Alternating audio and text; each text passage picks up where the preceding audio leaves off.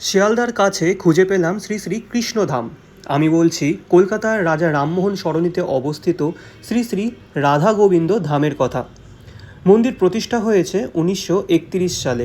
মন্দিরটি বাইরে থেকে দেখলে মনে হয় সাধারণ কোনো উত্তর কলকাতার পুরনো বাড়ি, কিন্তু ভিতরে প্রবেশ করলেই চাক্ষুষ করতে পারবেন এই মন্দিরের সৌন্দর্যতা। সংকীর্ণ পথ পেরিয়ে আপনি যখন মন্দির উঠোন চত্বরে প্রবেশ করবেন, তখন আপনাদের মনে হবে আপনি যেন কোনো বৃন্দাবনের মন্দিরে প্রবেশ করেছেন। 12টি খিলান বিশিষ্ট দুয়ার, প্রত্যেকটি খিলানের উপরে শ্রীকৃষ্ণের আবির্ভাব থেকে তার বড় হয়ে ওঠার বিভিন্ন কাহিনী সুন্দর ছোট মূর্তির মাধ্যমে ফুটিয়ে তোলা হয়েছে। মন্দিরের কারুকার্য বিশিষ্ট রেলিংযুক্ত বারান্দা আপনাদের মুগ্ধ করবে। মন্দিরের গ্রাউন্ড ফ্লোরে বারান্দাতে কাচের বাস্কর মধ্যে দেখতে পাবেন ভগবান বিষ্ণুর 10 অবতারের বিগ্রহ। এই মন্দিরে আপাতত কোনো ভোগ প্রসাদের ব্যবস্থা নেই। মন্দিরে শ্রীকৃষ্ণ সম্পর্কিত বিভিন্ন উৎসব উদযাপিত হয়ে থাকে।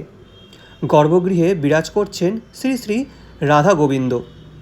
মন্দির খোলা থাকে সকাল 6টা থেকে 11টা পর্যন্ত এবং বিকেল 4টে থেকে রাত 8টা পর্যন্ত। মন্দিরের ছবি বা ভিডিও করতে হলে মন্দিরে প্রবেশ করে ডান দিকে অফিস ঘর আছে, সেখান থেকে আপনারা অনুমতি নিয়ে নেবেন। একটি ভিডিও আছে আমার ইউটিউব চ্যানেল উইশ বাকেটে, দেখতে পারেন।